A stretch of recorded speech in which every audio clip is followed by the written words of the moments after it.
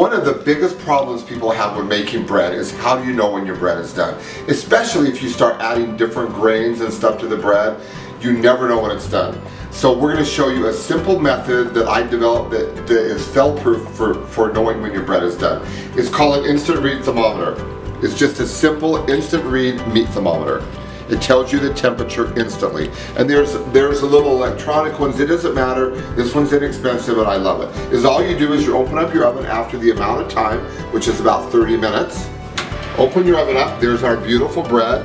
You take the thermometer, slide it into the center of the bread, and you watch it.